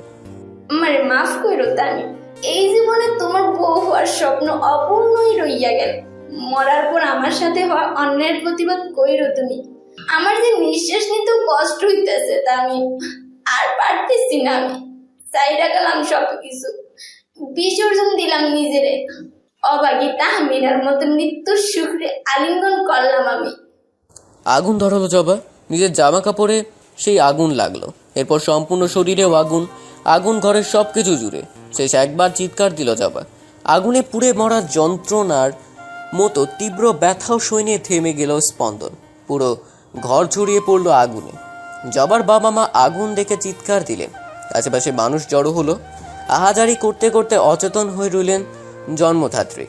জবার বাবাও যেন বাকরুদ্ধ। হুটহাট ঘরে আগুন দেখে জবার মা এখনো অজ্ঞান। ঘর পুড়ছে, আসবাবপত্র পুড়ছে, টাকা পয়সা পুড়ছে, সাথে পুড়ছে জবাও। আগুন লাগার খবরটা দ্রুত ছড়িয়ে পড়লো সারা গ্রামে। হুলস্থুল শুরু হলো। মরিয়মের ঘরে সবাই জানলেও ঘুম কাতুরে তামিম জানতেই পারল না এই দুর্ঘটনা। রাতে ওভাবে দরজায় ঠক ঠক শুনে অসুস্থ শরীর টেনে দরজা খুলে মরিয়মকে দেখে বলল, হাঁপাইতাছস কেন? কি হয়েছে তোর? আগুন? জবাদের বাড়িতে আগুন? আম্মা বললো জবা নাকি। পুরোটা শেষ করতে পারল না মরিয়ম। তামিম হনহনিয়ে বের হলো ঘর থেকে। জ্বর শরীরের নিয়েও এই নিশিরাতে ছুটে গেল জবাদের বাড়ি। ততক্ষণে যা হওয়ার তা হয়েই গেছে। তামিম পৌঁছালো। চোখের সামনে জবাদের বাড়ি পুড়ে যাওয়ার দৃশ্য দেখতে পেল। বালতির পর বালতি পানি দিয়েও কাজ হচ্ছে না। ফায়ার সার্ভিস আসতে দেরি হলো না মোটেও। আগুন নেভানোর কাজে ব্যস্ত হয়ে রইল সবাই। আগুন নিভল। সবকিছু পুড়ে ছাই হয়ে যাওয়া দেখে চোখ দুটো কেমন যেন ঘোলা লাগলো তামিমের। হন্তদন্ত হয়ে ছুটে যেতে চাইল ভেতরে। গ্রামের লোকজন তাকে আটকে নিল। পোড়া ঘরে এই মুহূর্তে ঢুকতে বাধা দিল সবাই। কয়েকজন মিলে জবার মৃতদেহটা খুঁজে আনলো। পুড়ে ছাই হয়ে যাওয়া জবার মৃতদেহ দেখে চোখ দুটো জলে ভরে গেল তার। অবিশ্বাস্য চোখে তাকিয়ে রইল তামিম। নিজেকে শক্ত রাখার আপ্রাণ চেষ্টা করেও ব্যর্থ হয়ে লুটিয়ে পড়ল তাতে। নীরব অথচ শান্ত স্বরে ভাঙা গলায় বলল, এইটা তুমি ঠিক করলা জবা? কেন এমনটা করলা তুমি? তোমার তামিম রে ছাইরা কেন এমন মৃত্যুর স্বাদ গ্রহণ করলা তুমি? অহন আমার বংশীর সুরে কে ঘর থাইকা বাইর হইয়া যাইব? কে কইব? এমন কইরা বাঁশি বাজাইও না। আমি কারে অহন আর বংশীর সুরে ডাইকা নিমু জবা? কেউ জানলো না জবার মৃত্যুর কারণ। সবাই শুধু জানে ঘরে হুট করে আগুন লেগে যায়। জবা ঘুমিয়েছিল, দরজা ধাক্কা দিয়েও তাকে বের করা যায়নি। হয়তো তার ঘুম ভাঙেনি। গ্রামের মানুষের থেকে আসল ঘটনা দিব্যি চেপে গেলেন জবার বাবা মা। চুপচাপ বসে রইলেন দুজনে। জবার ফুপু আসলেন পরদিন সকালে। কান্নায় ভেঙে পড়লেন তিনি। 1 মাস পর জবাকে নিয়ে যাওয়ার কথা ছিল তার। আজই তিনি আসতেন জবাকে নিতে, অথচ তিনি আসলেন জবার মৃত মুখ দেখতে। ভাই ভাবির কাছে জবার মৃত্যুর কারণ জানতে চাইলে দুজনেই দর্শনের ব্যাপারটা লুকিয়ে যান। কোর্ট মামলা এসব করেও কাশেম চৌধুরীর সাথে পারবেন না, এটা তারা বেশ বুঝতে পারছেন। আড়ালে হুমকিও পেয়েছেন তিনি, সেজন্য অন্যায়কে মুখ বুজে সহ্য করে নিলেন। সত্য না জেনে চলে গেলেন জবার ফুপু। জবাকে ছাড়া খালি হাতে ফিরে যেতে হলো তাকে। পরদিন দুপুরের মধ্যেই দ্রুত জানাজার কাজ সম্পন্ন করেন গ্রামবাসী। পোস্টমর্টমের ঝামেলা ঠেকালেন কাশেম চৌধুরী নিজে। পুড়ে যাওয়া দেহটাকে কেটে ছিঁড়ে আর কি বা পাবে ভেতরে? তাছাড়া ফেসে যাওয়ার ভয়টাও ছিল তার মধ্যে। জবার জানাজা শেষে বাড়ি গিয়ে নিজের ফোনটা হাতে তুলে তামিম। খুব একটা দামি ফোন নয় ওটা, তবু তার মতো মানুষের ব্যবহারযোগ্য ফোনই। কাল রাত থেকে অফই আছে সেটা। অন করার 1 মিনিটের মধ্যে দ্রুত মেসেজ ঢুকলো ফোনে। জবার নাম্বার থেকে 2টো মেসেজ। একটা মেসেজে লেখা, একবার আইবা তামিম, তোমারে খুব দেখবার মন চাইতাছে। এরপর দ্বিতীয় মেসেজ দেখলো তামিম। সেটা দেখে স্তব্ধ হয়ে বসে রইল কিছুক্ষণ। জবার মৃত্যুর পরেও যেন পরিবারের সবার কথাবার্তা অস্বাভাবিক ঠেকছিল তামিমের কাছে। ঘরে হুট করে আগুন ভেবে পেল না তামিম। মেসেজটা পড়ে গন্ডগোলের আভাস পেল সে। কি যেন ভাবতে ভাবতে ঘর থেকে বাইরে বেরিয়ে গেল। পেছন থেকে মা ডাকলে জবাবে বলল, আইতাছি আম্মা, ভয়ঙ্কর একটা সত্য জানতে যামু, তুমি ভাতটা তুইলা রাখো। মেসেজটা পড়ে মনের ভেতর খচখচানি শুরু হলো তার। সেই সাথে জবার পরিবারের লুকোচুরি ভাবটা পরিষ্কার হয়ে গেল তার কাছে। তামিম আবার নিশ্চিত পরিবারের লোকজন কিছু লুকোচ্ছে। কি লুকাচ্ছে সেটাই জানবার বিষয়। দেরি না করে দ্রুত পা চালালো জবাদের বাড়ির দিকে। হাঁটতে হাঁটতে খেয়াল করলো শরীরের তাপমাত্রা স্বাভাবিক, জ্বর নেই একদম। কালকের তুলনায় আজ শরীরটা ভীষণ হালকা আর সুস্থ। জবার হুটহাট মারা যাওয়ার দৃশ্য কি তার শরীরের সমস্ত দুর্বলতাকে তুচ্ছ করে দিয়েছে? অনেকটা সময় নিয়ে জবার পরিবারের সাথে কথা বলে তামিম। কেউ তবুও মুখ ফুটে সত্য কথা বলতে চায়নি। সবশেষে কোনো উপায় না পেয়ে নিজের ফোনে পাঠানো জবার মেসেজটা তাদের দেখালো তামিম। এটাও বলল জবার সে দুজন দুজনকে ভালোবাসত। এই জন্য জবা চাইছে তার সাথে হওয়া অন্যায়ের প্রতিবাদ করুক কেউ। অনলাইন না জানলে প্রতিবাদ করার পথ খুঁজে পাবে না। জবার মেসেজটা কাজে দিল। জবার মা শোকে কাতর হয়ে সব কথা তামিমকে খুলে বললেন। সব শুনে তামিম স্তব্ধ হয়ে রইল কিছুক্ষণ। জবার চেহারা মনে পড়ল। কি সুন্দর হাসতো মেয়েটা। সেই পবিত্র হাসিটা এইভাবে কেউ অপবিত্র করে পৃথিবীর বুক থেকে কেড়ে নিল। ভাবতেই বুকের ভেতরটায় মোচড় দিয়ে ওঠে। ধুয়ো তার মুঠে শক্ত করে নিজেকে শান্ত করে বলল, কাশেম চৌধুরী রে তার পাপের শাস্তি আমি দিমু চাচি, তোমরা খালি চুপ কইরা দেখা যাও। জবার মা ভয় পেলেন। তামিমের কি এমন ক্ষমতা যে সে ছোট সাহেবের বিরুদ্ধে বিনা অস্ত্রে লড়াই করবে? কিভাবে বা শাস্তি দিবে তাকে? ফ্যালফ্যাল করে তাকিয়ে থেকে বললেন, বাপ, এখন কিছু কইরো না, যার লিগা আমার মৃত মাইয়ারে সবাই কলঙ্কিত করে। ওই জানোয়ারের লগে যুদ্ধে জিততে পারবা না তুমি।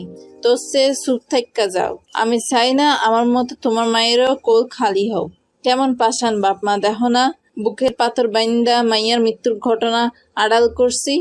তামিম ফিরে তাকালো জবার মায়ের দিকে। মলিন হাসি দিয়ে বলল, আমি কোনো অস্ত্র ব্যবহার করুম না, শুধু একটু বুদ্ধি খাটামু, কেউ টের পাইব না, দেখো। এই বলেই বেরিয়ে আসে তামিম। আসার আগে জবার মায়ের কাছ থেকে একটা দরকারি জিনিস নিয়ে এসেছে। আপাতত সেটা কাজে লাগানোর ব্যবস্থা করবে। যদি কাজে না আসে তবে অন্য রাস্তা খুঁজতে হবে। সেদিন সারা রাত ভাবল তামিম, কিভাবে কাশেম চৌধুরীকে তার পাপের শাস্তি দেওয়া যায় সেসব নিয়ে। শেষ রাতে তার মাথায় একটা বুদ্ধি আসে। ফোন দেয় শিউলির নাম্বারে। কিছুক্ষণ আলাপচারিতা শেষে একটা প্ল্যান সাজায় দুজনে। এরপর ফোন কেটে জবার স্মৃতিচারণে মগ্ন হয়ে রাত কাটিয়ে দেয়। এরপর কেটে গেল কয়েকটা মাস। গ্রামের মানুষ সব ভুলে গেল। জবার মৃত্যুর শোকটা তাদের পরিবারের লোকজন কাটিয়ে উঠতে শুরু করলো, কিন্তু তামিম পারল না। চোখ বন্ধ করলে জবার অস্তিত্ব টের পায় তামিম। মেয়েটা হাসে, খিলখিল হাসে। বুক ব্যথা হয় তার। দেখতে ইচ্ছে করে জবাকে। জবার ফিরে আসবে না জেনেও জবার স্মৃতিগুলো ভুলতে পারে না সে। গভীর রাত। গ্রামের লোকজন গভীর ঘুমে আচ্ছন্ন। কেউ জেগে নেই, শুধু দুটো মানুষ নির্বিঘ্নে তাদের বুদ্ধি কাজে লাগানোর সুযোগ খুঁজে নিল। একটা চান্স, শুধুমাত্র একটা, এরপরই সব শেষ। কে ওইখানে? আরে ঘরের মধ্যে কে আইছো? কথা কও না কেন? জব্বার, এই জব্বার, দেখ তো ঘরে কেউ আইছে কিনা। জব্বার গভীর ঘুমে তখন। শুধু জব্বার একা নয়, চৌধুরী বাড়ির সবাই ঘুমিয়ে পড়েছে। নিয়ম মাফিক সকাল 8টার আগে বাড়ির গিন্নিরা বিছানা ছাড়বেন না। কাজের লোক সবাই ফজরের আজান হওয়ার সঙ্গে সঙ্গে ঘুম থেকে উঠে পড়ে, কিন্তু বাকিরা কেউ এত দ্রুত ঘুম থেকে ওঠে না। কাশেম চৌধুরীর 3জন স্ত্রী থাকা সত্ত্বেও কেউই ওনার সাথে থাকেন না। যে যার বাচ্চা কাচ্চা নিয়ে আলাদা আলাদা রুমের রাত কাটান। জব্বারের সারা শব্দ না পেয়ে কাশেম চৌধুরী নিজেই রুমের বাইরে আসলেন। কিছু একটা আওয়াজ শুনে জব্বারকে ডাকছিলেন। বেরিয়ে এসে দেখেন বিশাল বারান্দা একটা কালো বিড়াল ছোটাছুটি করছে। বিড়ালের চোখের চাহনি দেখে ভরকে গেলেন তিনি। বড় বড় চোখ দিয়ে তাকিয়ে থেকে হঠাৎ করে দৌড়ে পালায় সেটা। কাশেম চৌধুরী ফের বিছানায় এসে বসেন। কিছুক্ষণ পর কারো হাঁটার আওয়াজ পেয়ে দ্রুত রুমের বাইরে পা রাখেন। বারান্দার চাদর মুড়ে কাউকে দাঁড়িয়ে থাকতে দেখে ঘাবড়ে যান তিনি। ভয়ে ভয়ে জিজ্ঞেস করেন, কিরা তুমি? কোনো আওয়াজ পাওয়া যায়নি। তবুও তিনি আবার জিজ্ঞেস করেন, কিন্তু ততক্ষণে সামনে থাকা মানুষটা বারান্দার অন্য প্রান্তে চলে গেছে। তিনি বুঝতেও পারলেন না এটা কিভাবে ঘটলো। দৃষ্টি বিভ্রান্তি নাকি ঘুম ঘুম থাকার কারণে এমনটা হয়েছে, ঠিক বুঝে উঠতে পারলেন না তিনি। চোখ দুটো কষলে নিয়ে আবারও তাকালেন। অদ্ভুত একটা হাসির আওয়াজ টের পেলেন যেন। নারী দেহটাকে অনুসরণ করতে করতে তার পেছনে গিয়ে দাঁড়ালেন। টের পেলেন তিনি কাঁপছেন, বুক ধরফর করছে। হার্টের ব্যথাটা বাড়লো কিনা কে জানে। ঠিক তখনই তার সামনে থাকা মেয়েটা চাদর সরালো। চেহারা দেখা যাচ্ছে না, ওড়না দিয়ে পুরো মুখ বেচানো। তিনি আরও খেয়াল করলেন এটা একটা যুবতী মেয়ে, পরনে সালোয়ার কামিজ। পোশাকের দিকে দৃষ্টি দিতে তিনি ঘাবড়ে যান। এটা সেদিন জবার পরনে ছিল। তবে কি জবার আত্মা? আতঙ্কিত চেহারায় চিৎকার দিয়ে বললেন, ভূত! ভয় কাঁপতে কাঁপতে দেখলেন অশরীরী নিচে নেমে যাচ্ছে। একটা একটা করে সিঁড়ি টপকাচ্ছে। তিনি সিঁড়ির কাছে এগিয়ে যেতেই দেখলেন দেয়ালে কিছু একটা লেখা আছে। দেখে মনে হচ্ছে কাউকে কেটে তার শরীরে রক্ত দিয়ে এটা লেখা হয়েছে। পড়তে গিয়ে থমকে দাঁড়ালেন তিনি। দেয়ালে লেখা ছিল, আমি ফিরাইছি সরু সাহেব, ফিরাইছি আপনারে নিয়ে যাইতে, যাইবেন আমার লগে আন্ধার ঘরে। কাপা কাপা গলায় লেখাগুলো পড়লেন তিনি। অজান্তেই ঠোঁট আওড়ালেন।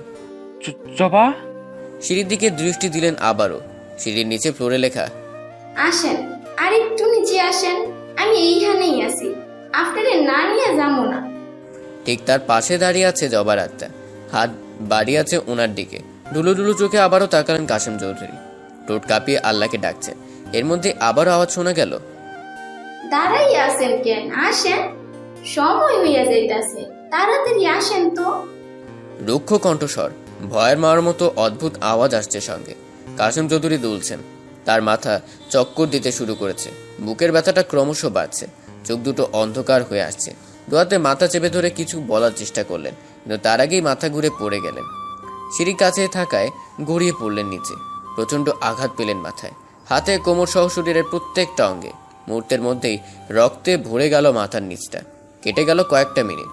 আড়াল থেকে বেরিয়ে এলো তামিম। ভালো করে তাকিয়ে রইল তার দিকে। নিশ্চিত হলো কাশেম চৌধুরীর প্রাণবায়ু শেষ। চিরতরে মুছে গেছে এই ধর্ষকের নাম। লোক জানাজানির আগে যেভাবে হোক পালাতে হবে তাকে। তার আগে লেখাগুলো মুছে ফেলতে হবে। বিন্দুমাত্র প্রমাণ রাখবে না। প্রথমে মেইন দরজায় গেল। সেখান থেকে কারো সঙ্গে কিছু একটা আলাপ করলো সে। খুব দ্রুত গতিতে তাকে বাড়ির সীমানা ত্যাগ করতে সাহায্য করলো কেউ। এরপর লেখাগুলো মুছে দিয়ে নিজের ঘরে গিয়ে ঘুমিয়ে পড়ল। চৌধুরী বাড়িতে কান্নার শব্দ ভেসে বেড়াচ্ছে। সবার কান্নার মধ্যে হা হুতাশ লুকিয়ে আছে। কাশেম চৌধুরীর গুণগান গেয়ে নেকির পাল্লা ভারী করছেন সবাই। ভোরের আলো ফোটার পর যখন সদর দরজা দিয়ে ঘরে প্রবেশ করে জব্বার, তখনই কাশেম চৌধুরীর মৃতদেহ সিঁড়ির কাছে রক্তাক্ত অবস্থায় দেখেন তিনি। মাথা পেটের রক্ত বের হয়েছে। প্রথমে জব্বার সাহেব ভাবেননি কাশেম চৌধুরী মারা গেছেন, ভেবেছেন অজ্ঞান হয়ে পড়ে আছেন। গঞ্জের ডাক্তার এনে চেক করার পর জানা যায় তিনি মৃত। ডাক্তার এটাও বলে যান অতিরিক্ত ভয় পাওয়ার ফলে হার্ট অ্যাটাক হয়েছে। মাথায়ও যথেষ্ট চাপ পড়ায় ঘটনাস্থলেই মারা যান কাশেম চৌধুরী। জব্বার বুঝে উঠতে পারল না কিসের ভয়ে কাশেম চৌধুরী হার্ট অ্যাটাক করলো। বাড়ির সবার সামনে কান্নার নাটক সাজালেন তিনি, কিন্তু মনে মনে খুশি হলেন যে এই কাজটা করেছেন। তাকে ধন্যবাদ দিলেন। আজানের আগে ঘুম ভেঙে গিয়েছিল তার। দরজার কাছে আসতেই কাউকে ছুটে পালিয়ে যেতে দেখেছেন। এরপর দেখলেন শিউলি ফ্লোরে পানি ঢেলে কিছু মোছার চেষ্টা করছে। পুরো বিষয়টা বুঝতে দেরি হলেও ভেবে খুব ভালো লাগলো যে অবশেষে কাশেম চৌধুরীর মতো জানোয়ার পৃথিবীর বুক থেকে বিতাড়িত হয়েছে। মনে মনে আফসোস করলেন। আমারে মাফ করিস জবা, সেদিন যাই না তোরে ধর্ষণের হাত থেকে বাঁচানোর চেষ্টা করি নাই। আমি নিরুপায় ছিলাম রে মা, যদি প্রতিবাদ করতাম তাইলে এইভাবে অকালে তোর প্রাণ যাইতো না। জবার কথা ভাবতে গিয়ে কেঁদে ফেললেন তিনি। কান্না মুছে ছোট সাহেবের দিকে দৃষ্টি দিলেন। সঙ্গে সঙ্গে তিনি ঘৃণায় মুখ ফিরিয়ে নিলেন। আর যাই হোক, চৌধুরী সাহেবের সাথে হওয়া ঘটনার সত্যতা কারো কাছে প্রকাশ করবেন না তিনি। লোকটার সাথে এমন হওয়া উচিত ছিল। মেয়েটির বয়সী কারোর সাথে কেউ এমন করে ভাবতেই গা শিউরে ওঠে তার। সেদিন কি তিনি চাইলেও পারতেন না জবাকে বাঁচাতে? নিজেকেই যেন নিজে ধিক্কার দিলেন। অনুতাপে জর্জরিত তিনি। কিন্তু এখন আর এই অনুতাপ কোনো কাজে আসার নয়। গ্রামের মসজিদে মৃত্যুর অ্যানাউন্সমেন্ট হচ্ছে। খুব সুন্দর করে তার প্রশংসা তুলে ধরছেন জনগণ। সব শুনে খাটের পাশে বসে জবার স্মৃতি মনে করছে তামিম। ফোন বের করে শিউলির নাম্বারে ডায়াল করলো একবার। মনটা শান্ত হলো তামিমের। এই মেয়েটা পাশে না থাকলে কোনোভাবেই এত সব সম্ভব হতো না। কাশেম চৌধুরীর ভীতিকর চেহারা মনে পড়তেই হাসি পেল তামিমের। মনে পড়লো জবার ড্রেসের কথা। খাটের তলা থেকে সেটা বের করে রান্নাঘর থেকে দেশলাই এনে আগুন ধরিয়ে দিল। আর কোনো প্রমাণ নেই। কাশেম চৌধুরী হার্ট অ্যাটাকে মারা গেছে, মাথাও ফেটেছে। এত চাপ নিয়ে কেউ বেঁচে থাকে নাকি? কেউ তো তাকে খুনও করেনি। যা হয়েছে তার তার পাপের শাস্তি। জবার জামা কাপড় পরে শিউলি জবা সেজে ছোট সাহেবের ঘরের কাছে দাঁড়িয়ে থাকে। শিউলির বাড়িতে রান্না বান্নার কাজ করে। প্রয়োজনে রাতে থাকতেও হতো তাকে। গতকাল রাতেও ছিল সে। কাশেম চৌধুরীর দ্বিতীয় স্ত্রীর সেবায় নিয়োজিত ছিল। সেদিন তামিম তাকে ফোন করে প্ল্যানের কথা বলে। সেদিন থেকেই সে দ্রুত কাজে নেমে পড়ে। রাত বিরেতে কাশেম চৌধুরীকে ভয় দেখানোর কাজ শুরু করলো সে। তবে তাকে মেরে ফেলার মতো কোনো সুযোগ পাচ্ছিল না দুজনে। সময় বুঝে গতকাল রান্নাঘরের পেছন দিক দিয়ে যে দরজা আছে সেদিকেই তামিমের ভেতরে আসতে দেয়। রাত বাড়লে জবার জামকাপড় পরে জবা সেজে হাঁটতে থাকে কাশেম চৌধুরী বারান্দায়। উদ্দেশ্য কাশেম চৌধুরীকে ভয় দেখানো। ভয় দেখলে লোকটা মারা খুব একটা কঠিন কাজ হবে না।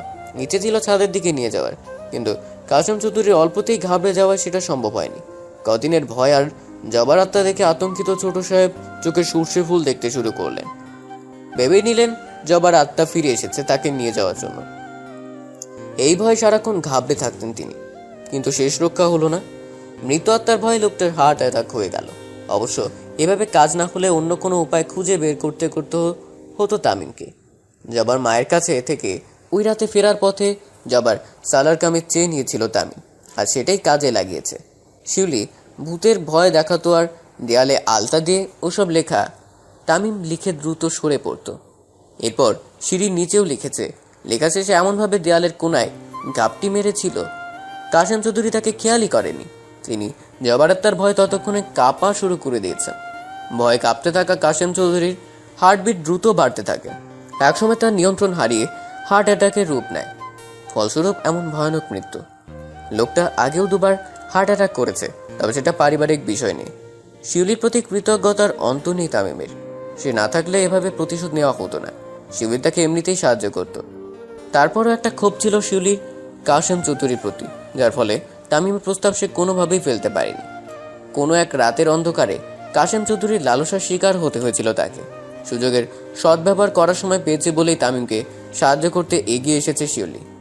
কেউ না জানলেও সেদিনের ধর্ষণের ঘটনা তামিম জানত। শিউলি নিজেই একদিন তাকে সব কথা বলেছিল। এই জন্যই সাহায্য পাওয়ার জন্য শিউলিকেই বেছে নিয়েছিল তামিম।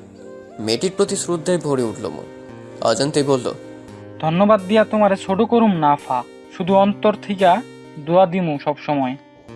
বহুদিন পেরিয়ে যায়। চৌধুরী বাড়ির গরু মোষ নিয়ে আর বের হয় না তামিম। গ্রামের স্কুলের দপ্তরের কাজ করে বেশ কিছুদিন ধরে। আপাতত এটাই চলুক। কাশেম চৌধুরীর গরু মোষ চড়ানোর দায়িত্ব আর তার না। নিজ ইচ্ছাই সব ছেড়ে এসেছে সে। বাঁশিও বাজাতে ইচ্ছে করে না আর। দিগন্তে দাঁড়িয়ে থেকে জবার জন্য অপেক্ষা করে সে। ইচ্ছে করে বাঁশির সুরে জবাকে ডেকে আনতে, কিন্তু আফসোস বাঁশিও আর বাজে না, জবাও ফিরে আসে না। বাঁশির সূর্যের সেদিনই হারিয়ে গেছে, যেদিন জবা এই পৃথিবী ছেড়ে বিদায় নিয়েছে। সন্ধ্যা নামার আগে জবা হারিয়েছিল তার নিজেকে, নিজের সম্ভ্রম আর অস্তিত্বকে। এই সন্ধ্যাটা আজও বিষাদময় মনে হয় তামিমের। এমন ভয়ানক সন্ধ্যা যেন আর কারো জীবনে নেমে না আসে। মনের কোণে আজও এক চিলতে অনুভূতির আনাগোনা টের পায় তামিম। বুঝতে পারে জবাকে সে এখনো অনেক ভালোবাসে। পবিত্র মনের ভালোবাসার পরিণতি যে এতটা কঠিন হবে জানা ছিল না তার। রাগ হয় কাশেম চৌধুরীর প্রতি, তাদের মতো অমানুষদের প্রতি। কাশেম চৌধুরীর মতো মানুষরূপী অমানুষের জন্যই কিছু ভালোবাসা পূর্ণতা পায় না। যুগে যুগে ভালোবাসার পরিণতি হয় এমনই ভয়াবহ।